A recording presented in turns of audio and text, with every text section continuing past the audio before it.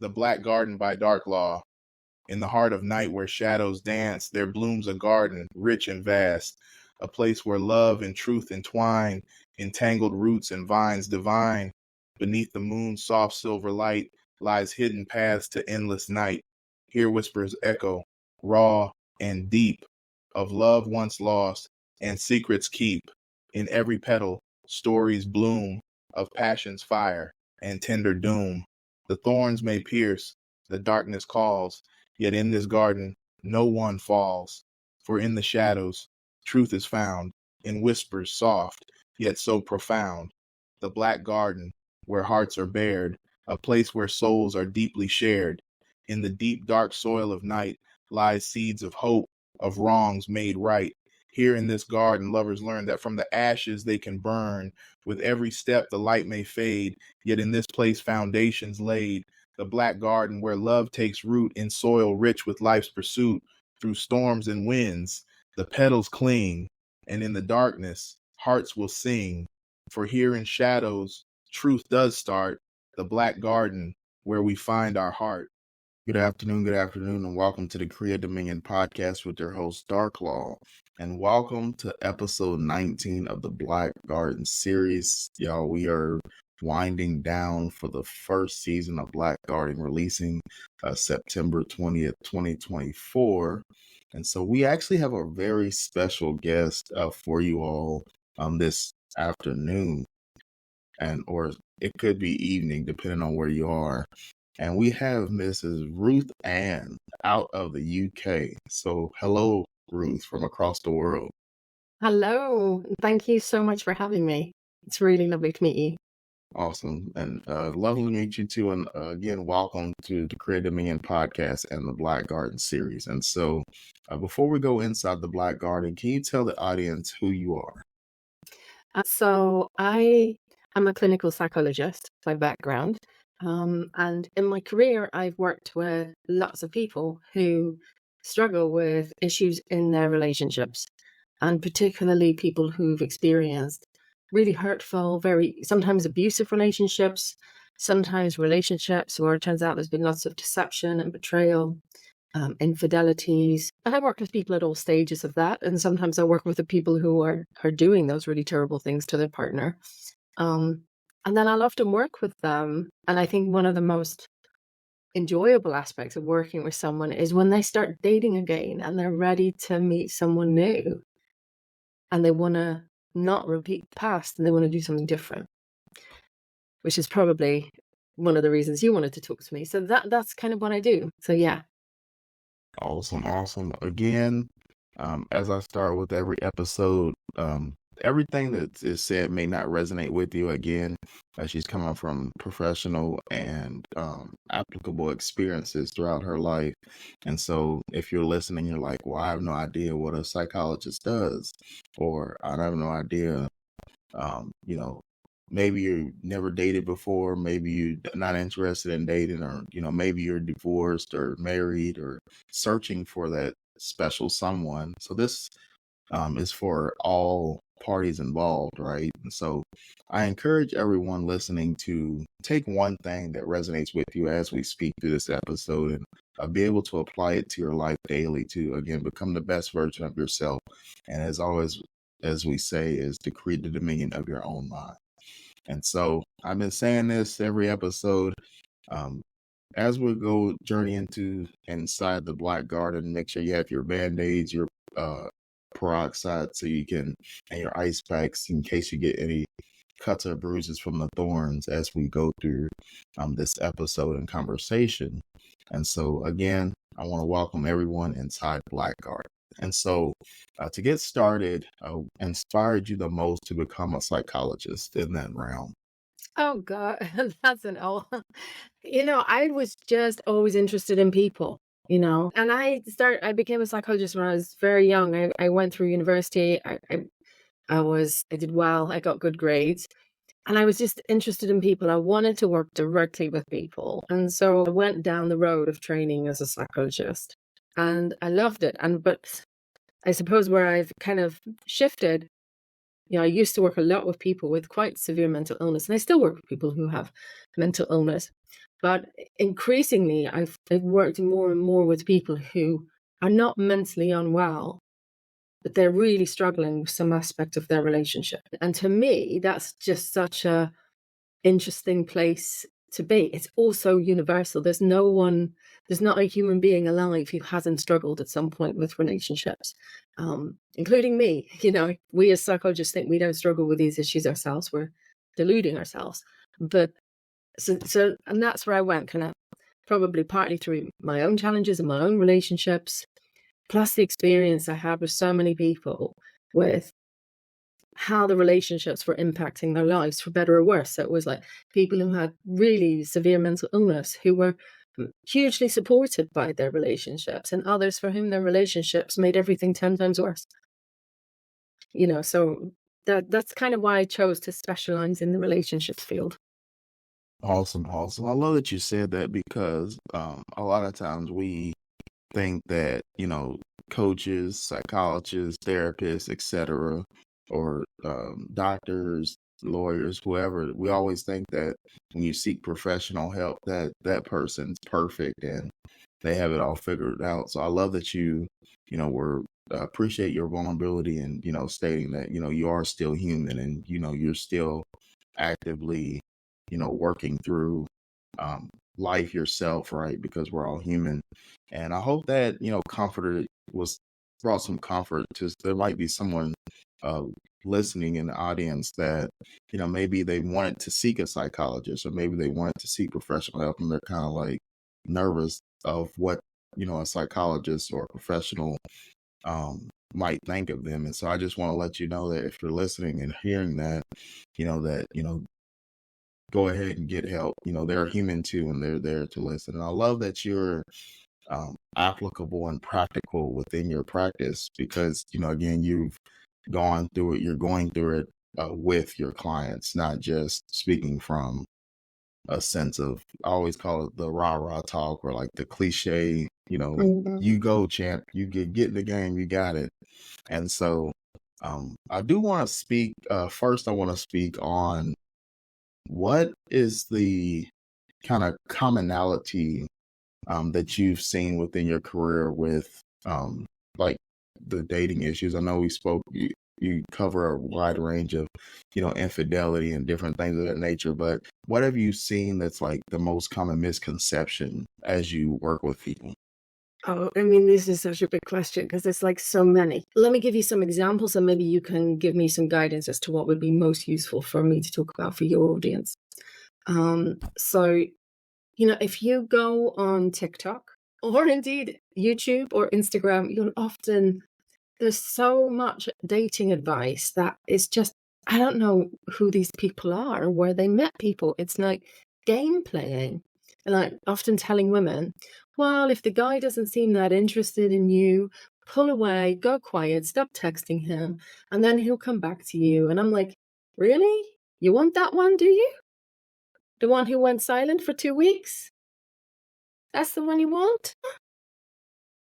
So there's a lot of game playing and a lot of, I think as well, the other thing I often think about is so often people will focus on, these are the qualities I want in a partner.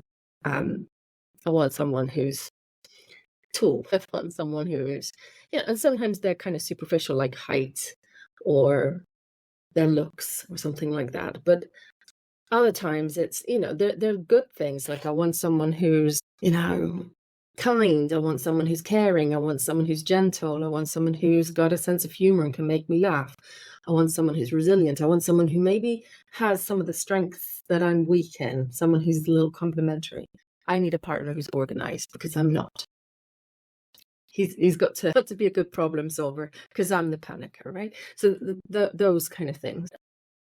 I think often what people don't think so much about is what their vulnerabilities and insecurities bring to their dating life and how they can actually attract or get them hooked into relationships with the very people who are going to be the most triggering of those insecurities. And Awesome. I see that time and time again. I love that you say that. And so I want to start with that first one because, like I said, we won't go down too much of a rabbit hole inside the Black Garden, but I just love that you said that, like that false advice, like who are you, and you know, why would you, so like you said, somebody's gonna like just stop talking to me, and I'm supposed to, get on a horse and carriage and chase him around the city, or, you know, a lot of times it's through social media, so I'm supposed to, be creepy and find, what are you supposed to find out where they live and like knock on their door and like, why'd you stop texting me, or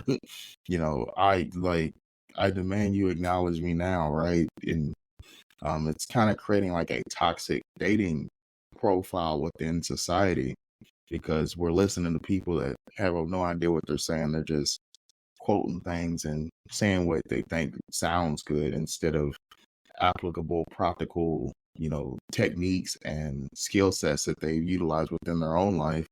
And I love what you said when you said, who are these people? Because um, just in my professional background, I've always been told, listen to somebody that has fruit on the tree, right? If they haven't done what they're coaching you to do, or saying that you should do, then why listen to them? And so uh, that's a great misconception. I'm glad you said that, because I do want to talk about, you know, how do you help clients, kind of get out of that cliche, like living in limbo kind of mindset? How do you get them to, you know, think more authentically and like Mhm. more, essentially not settling? How do you help them like not settle for just, oh well, they So ghosted me? give me an example of settling. I would say, like, so the best example for me is like, maybe their parents want them to be in a relationship, or um maybe he, doesn't have a job, but that's you maybe they think that's the only man or woman they can get, so they just kind of, I don't really like some of the things he does, but instead of addressing it, I'll kind of just, I really want a relationship, so I'll just deal with it Right. because I can't find anybody else. Okay. So for that person, I'm kind of curious about what's beneath the I need to be in a relationship. And why would you choose this relationship with this person who doesn't seem like you like very much, doesn't seem like you would really want to be in a relationship with them for whatever reason? Like they don't have a job, they're irresponsible. And you touched on one thing, maybe their parents are putting them under pressure. Is it a sense? So is that part of the story? And also, what does it mean to you not to be in a relationship? And what do you believe would happen if you were to not be with this person? Because when you have that person in your life, there is no room for someone else for most people, unless you want to have multiple relationships. You've agreed to that, or if you're prepared to have multiple relationships that other people haven't agreed to, there isn't space for someone else. And so my question would be, why are you choosing to stay with this person who's clearly not a good partner for you? And sometimes that's, I don't deserve any better. I have such low self-esteem. I don't deserve better than this. So I will keep with this person in my life. Sometimes it's also, you can get really deep with people with this, and it's very difficult. I often struggle when people say, well, what do you do with someone when they say this? And I'm like, I don't really do off the peg answers. I have to go digging with that person. So it might be someone says, I'm always, I mean, this is such a common story. I'm always with people who have problems with addiction, who don't have jobs, who are irresponsible. And you said, well, what's the, what happens? What draws you in? I said, well, I just try to be so helpful. I try to be kind. I hope I can help them. I see their potential. And it's like, okay, so the role that you're taking on is, I see your potential and I'm going to be the person to rescue you or save you. Where did that come from? And it's sometimes there's an underlying belief or experience of, I am accepted if I can be useful. So therefore I will make myself useful. I will find someone to whom I can be very useful, because then they will need me and they'll depend on me. And then also, I don't imagine that anyone else would ever be with me. I don't imagine that someone capable, someone who has a job, someone who's stable in their life would be interested in me, because I don't think well enough of myself. So I'm going to continue with this really unsatisfying relationship. And the longer you stay in that relationship, the more it reinforces those ideas about yourself, and the less opportunities you have to potentially meet someone different. So I'm really interested in those patterns. What are the underlying patterns that are keeping you in these kind of relationships? The other classic one is someone who's constantly dates someone who's unavailable. And this is where the standard internet dating advice really winds me up, because they'll say, well, you know, I've been on some dates with this guy and now he's not texting as frequently, or he's not replying to me. And, you know, for some people at that point, they get a little desperate. They start texting more. They're like, what have you done? I really care about you. I thought we had something special. And the internet dating gurus will say, oh, no, don't do that. Just go silent. Let him know you're having a good time with your friends. And then he'll start to miss you. He'll start to realize that he could lose you, and he'll get back in touch with you. And I'm like, do you really want a man who will only get in touch with you because he's fearful of losing you? Why not roll out the red carpet and welcome a controlling man into your life who's going to be neglectful of you until he thinks he's going to lose you, and then he's going to come back to control you? That's where you want to go? You know, so if people ask me about that guy, I'm like, don't give that guy second chances. He's doing that on date 2. Bye-bye. Bye-bye. I love you, Roy. I love you said that, because again, it's the sense of, you know, we always say you should be dating someone that's adding value to your life, not, you know, controlling you or taking away. And again, that's why I started the episode with, you know, become the best version of yourself, because if you really look in the mirror and you're, you know, on the journey to becoming your most authentic, best version, then you'll look in the mirror and realize, you know, why should you have to chase someone to keep them around? You know, it's just like, you know, it's just like chasing, you know, trying to chase a rabbit around the yard, right? You're never going to catch him. And when you finally catch him, you'll be too tired to, you know, play with the rabbit or even do anything, and you'll just let the rabbit go anyway. And so a lot of times, you know, relationships are in that endless cycle of timeless unrest, where by the time again, all that's wasted energy. And so by the time that person is, you know, you think they're going to stay, then now you're ready to leave, because, you know, if you spent years, sometimes even years, you know, trying to convince a man or a woman to, you know, love you or, you know, care for you the way that you think that they are supposed to. You know what the problem is, though? It's like, do you have cats? I do not. I have cats, 2. but don't have any. I have 2. And if one of those cats gets a mouse, oh, is it so much fun to chase that mouse around. And the more active the mouse is, the more fun the game is. So they're chasing around this little mouse. The second that little mouse is dead, well, the mousey is no more. They'll pull it a few times and they'll walk away. That's not about relationship. That's a game, play.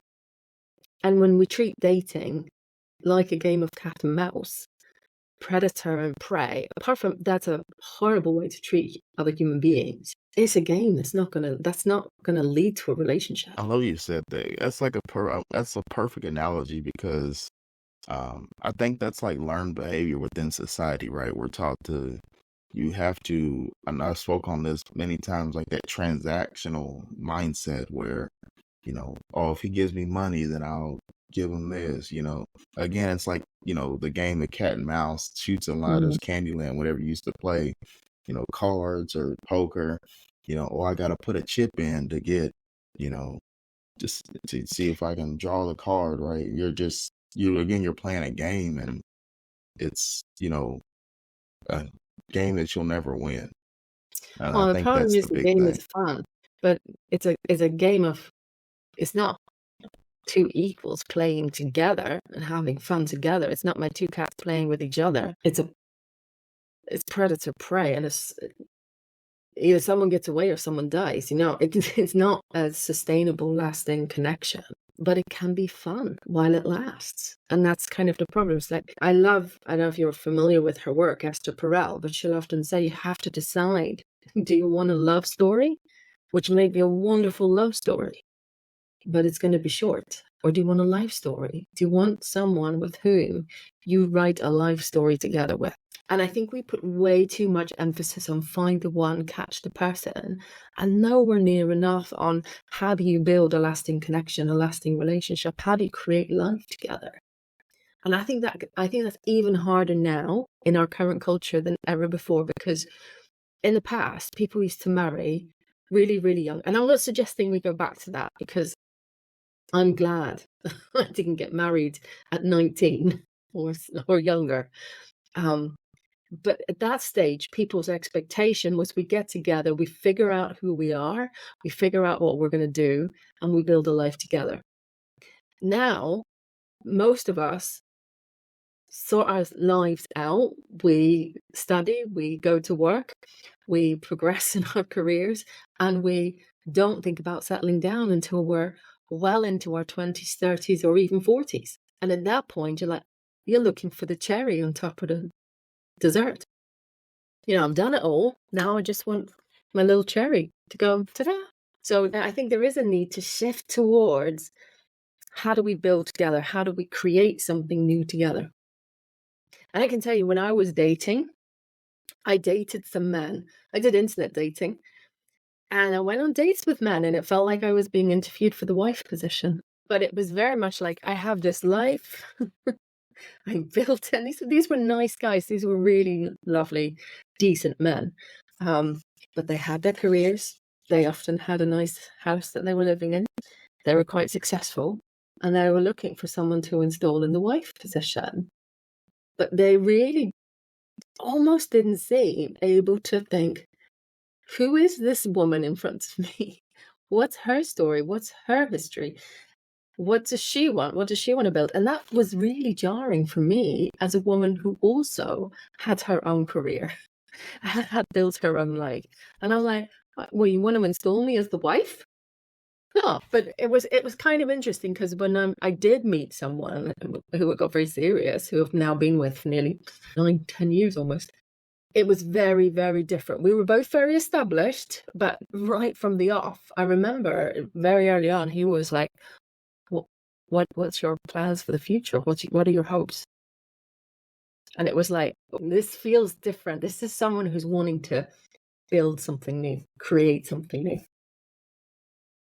And I think that energy is really nice. Definitely. And I love what you said there with the interview style date, because I think, you can let me know your opinion on this, but I think it also stems from, society, and that sense of, especially from the male side of things, like that sense of being in control, or that alpha male type mentality of, all right, I just need, like you said, the cherry on top is like, all right, I got the career, I got the house, got the car, got the job, what am I missing? It's kind of like that when you're going to the store and you think you're about to forget something. It's like, oh, I'm trying to, what are we cooking for dinner? We're making chicken.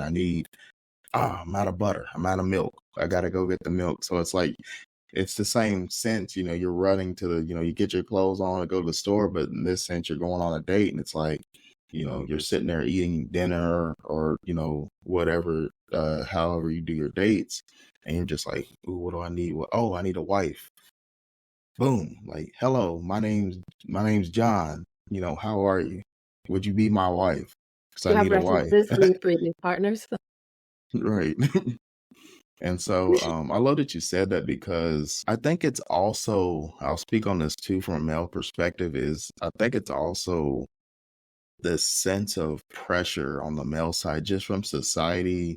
I don't, whoever is Christian on here or not, it's just, in the Bible, it's like the man leaves the household under God, and, you have to provide, protect, show security. And I think it's that sense of pressure for, what am I missing? What am I missing? I need a wife. Or, and like I said earlier, like, even it could be from parents, it could be from, society, it could be from your friends, family, coworkers.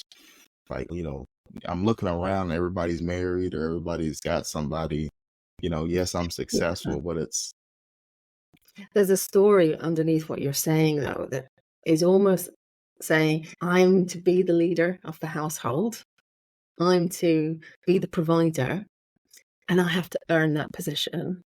So I've done the work, I've become a good man. I've got a good job. I can provide. Now, do I get my reward? And that is kind of that. And it's not, this is not about, any particular culture. I think this is pervasive throughout Western society in many ways. I don't think it's just a Christian thing, although there is a particular dynamic within religious groups sometimes where that the pressure, I think, is a little heightened. I think there's that. And I also think there's a sense of, if I don't have someone, then I'm not worthy. That whether or not you're in a relationship is a commentary on your worthiness and that you've got to earn it. Or that if you have done all the things and you're a good man, then you deserve it. And I think the other issue that I think has become very, very challenging is the era of internet dating. And I have nothing against internet dating. I met my partner internet dating, but it gives you the illusion that you're on Amazon shopping for a new coat. You're like, oh, what are my options? And if I don't like one, I'll get I'll get another. And we have a sense that we have unlimited options. And that kind of means for some people, they can get very quick at dismissing people. And I think we all feel that when you go on a date. We've all been on dates that feel like job interviews. We've all been on dates where it's quite clear that either we or the person we're dating has been on way too many dates recently and they're just stale. There's no excitement. I remember when I was dating, I was living in London, so it was a big city. I could be on a date every night of the week if I wanted to. And it's kind of endless supply of potential dates. But then you don't get excited anymore. And I think we've made dating very, very stale, and we actually don't get to know people. We kind of do this interview thing. The other thing we don't get is kind of community involvement. I think one of the best things about things like churches and communities, and this is a double-edged sword, right? Because I don't want to be misquoted as saying your church minister or pastor should be the person who picks your future husband or wife. But the community involvement, where you get to see how someone else is in a community, where you get to see how they rub with you, how they interact with other people. And maybe you also get introduced to people by people who know you and know them. And I also think that can create a bit more respect, actually, and a bit more sense of this other person's humanity, because you know something about them. They're in your kind of community. They're in your network. They're not just a picture on the dating site. I don't know if that makes sense. No, it does, definitely. And I love that you said that, because oftentimes, oftentimes we don't even know what a date is. I actually, as you were speaking, that came to my mind, what is a good man or woman? What is a good partner? What is a date? Who makes these definitions? And I definitely agree that, like you said, it's stale, because again, when we go on dates, we often don't even know what we're trying to accomplish outside of like physical attraction, or, is this my potential wife? And then a lot of things mentally, we either do one or two things, in my opinion. We either go through the motions of like the interview stage type, and it's like, all right, this is the one. And that leads to what we were speaking through this episode of, don't ghost me, double text, triple text, like, do you like me? I really had a great time. I love you. Please be my wife or husband, right? Or it's the opposite of, like you were saying, where it leads to the ghost. And all right, next. It reminds me of that old MTV show Next, where they all got in the bus, and it's like 2 seconds into eating some pie, and it's like, you said something I don't like, get out. And then it's like, next. And this is, that's another thing that I think is a real issue, is like, you said something I don't like, so therefore you're a bad person and you're going to get accused of something. And I think that is just a real issue in relationships, and it's a real threat to long-term relationships, because if you're with someone long enough, you are going to find something that you and they don't agree on. And so I would say if you discover an area of disagreement or someone you're on a date with says something that you don't like, that's such an opportunity. Because the thing to do is to be like, just get really curious. Why do you say that? What do you mean by that? Be prepared to have your perception of what they've said challenged. And also express your disagreement, because you're going to see if this person can handle conflict. You're going to see if this person is able to listen to what you have to say, even if they don't agree with it, and if they can treat you respectfully, and if they're even open to maybe influence and acknowledging that you have a point.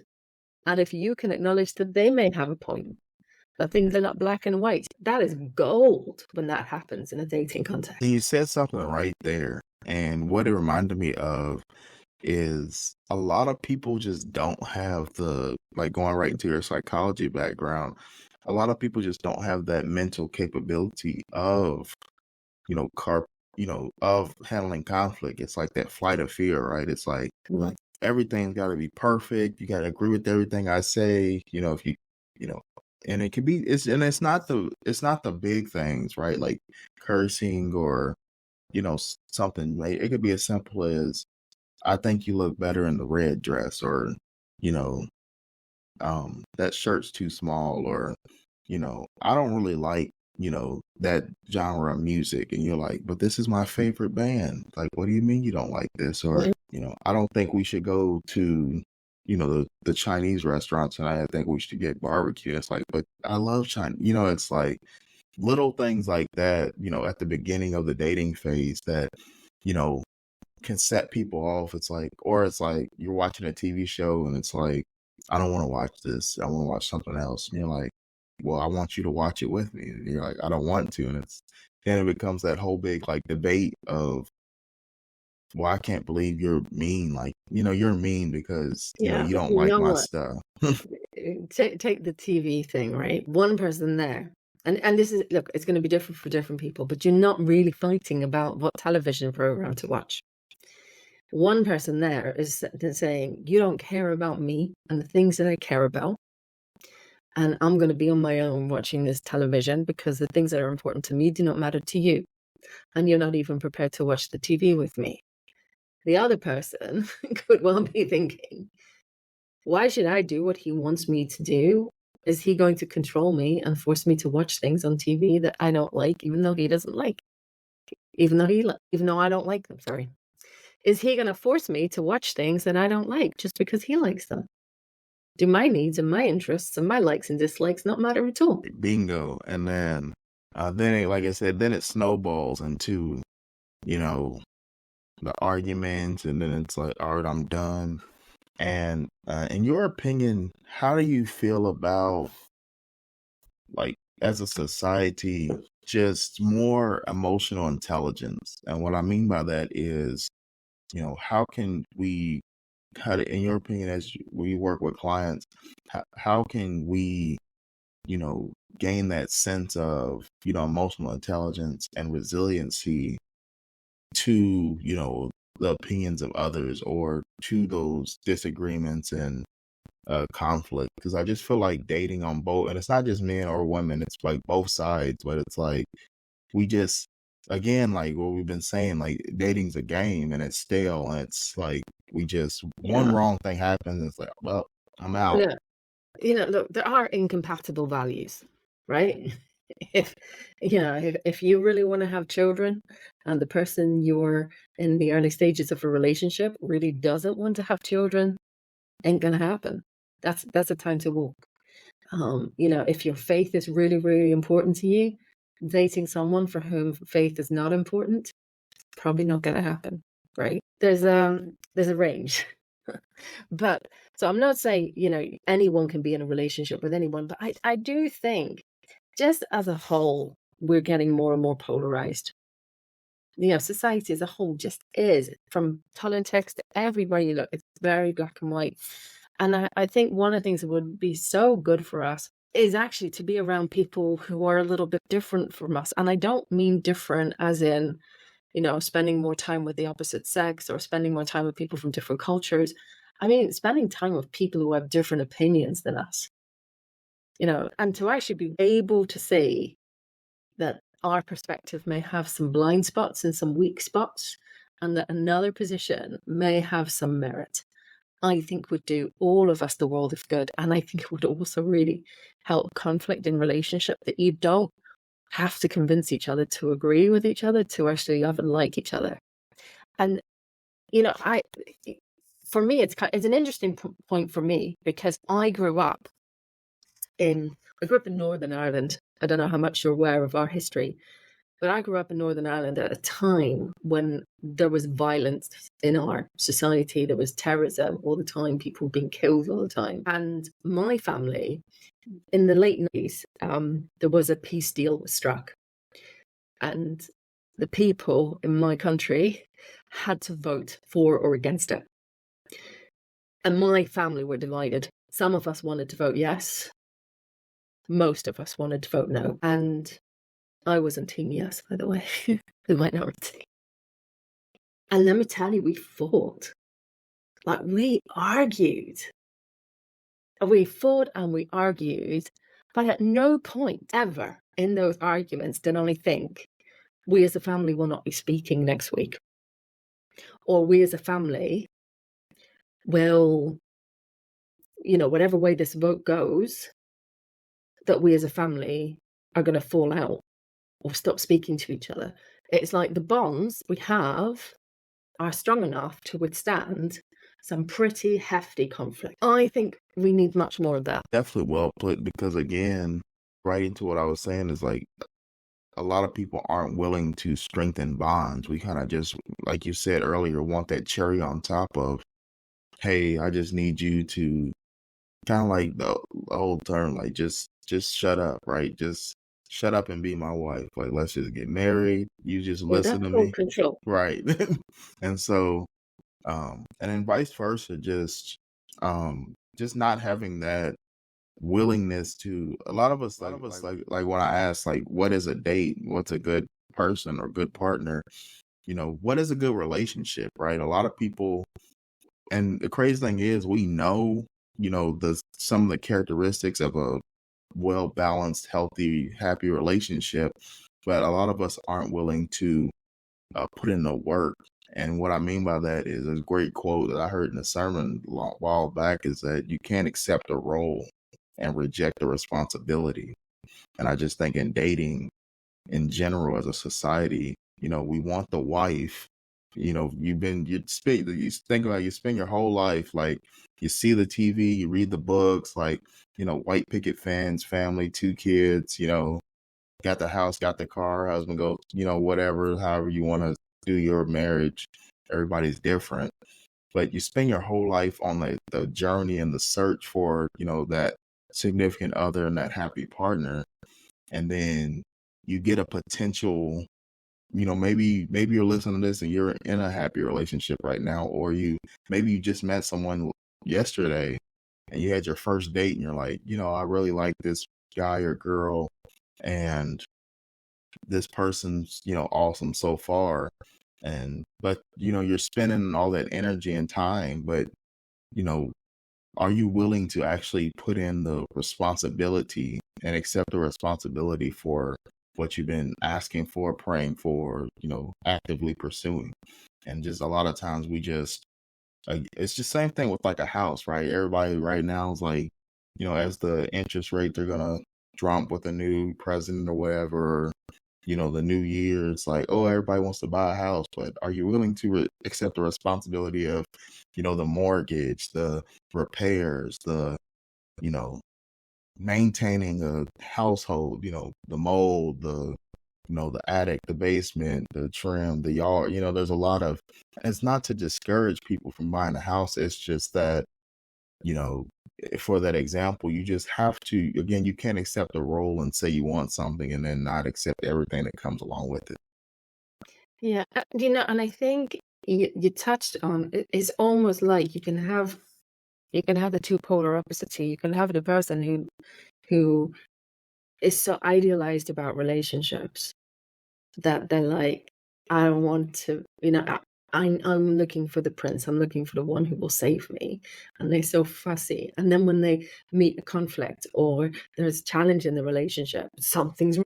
This is not the fairy tale. This one is not good enough. I'm not going to settle. I'm like, you're going to have to settle sometime. The question, what do you want to settle for? You know, pick the partner whose issues you and who you can work with, you can build something good with, right? But then you also have the other side where someone's like this, you know, sees relationships or is just so much effort and becomes like, why am I going to bother? You know, so they Right. withdraw. Or the person who, I know I said that wrong actually. So you have that person who's just so idealized about relationships, the least bit of friction, the least bit of frustration. You know, like if it's not a constant state of enthusiasm, they think there's something wrong and they do a runner. But on the flip side, you also get someone who's like, you know, it's a double-edged sword because I know that I have worked with people who are like, well, all relationships are hard work. You can't expect your partner to be perfect. And it's like, yeah, but you know what? Your partner is persistently neglectful of you, is deceptive, is sometimes abusive. That's not where you settle. All right. I love So I think you have to almost ask yourself very honestly, and maybe ask people who are very close to you, who you know really care about you. Am I more likely to be too picky and too fussy and write a good relationship off because it's not perfect? Or am I someone who's more likely to settle for something that is not good for me or anyone? I love the what you said. And so to sum up everything we both just said is choose your hard, right? You know, Yeah. winning is hard, losing is hard, choose your hard. And that's actually something I had to come to terms with myself on my own pursuit of dating and significant othership. Just, you know, again, you're going to have to, you can't always be perfect, right? And so I want to talk to someone in the audience because I know they're listening, listen to this episode and listening right now. And like, that's it. You know, I keep trying to find the perfect mate or the perfect, you know, person. And, you know, I gotta, you know, some people have OCD, some people have different things, or, you know, the one wrong, you know, I thought I had somebody and then they did this one little thing, you know, their shirt was on backwards and it's like, you're not it. I can't marry you, right? And, you know, that sounds silly when you say it out loud, but, you know, a lot of times that's, you know, not in the exact example, but that's kind of what we think when we see like mistakes and, you know, as we're going through our dating journeys is, you know, like Ruth said, is you have to be able to compartmentalize, you know, your hard. And what I mean by that is obviously if they're abusive, neglectful, infidelity, all that stuff is like, you have to have your no-goes. You have to have your standards and your values. And, you know, you have to have your, what will I absolutely not tolerate? But you also have to show grace on certain things. So it's like, hey, if they, you know, if they spilled ketchup on their shirt, you know, that's not, you know, constitutes a divorce, right? You know, but if they're, you know, infidelity, actively abusing you, you know, then that's definitely key to leave the relationship immediately. And so you just have to, you know your boundaries, you know your, again, that goes back to what we always say in the Black Garden is, you know, learn yourself, become what we said at the beginning, become the best version of yourself so that you can know these things about yourself. And then you can notice those red flags early, like, you know, I don't, you know, and that goes right to your affirmations, right? Like, I definitely don't want a man that puts his hands on me. So, or I don't want a man that belittles me, or I don't want, you know, a partner that, you know, is infidelity or, you know, talks to other women or in a, you know, flirtatious and negative, you know, way that disrespects me. And so you have to, you know those things. And with the first sign of that, you address like, hey, I don't do this. That's one of my no-nos. And you have to decide, you know, at that point, if it's a relationship worth keeping. And so the point I want to make is you choose, you decide, you know, you are your own person and you get to decide who you allow in your life. And so don't settle in the sense of don't neglect your absolute no-goes to say you're in a relationship. But you don't have to have something massive to decide to leave. Would also, nobody goes into a relationship thinking it's okay if they cheat on me, right?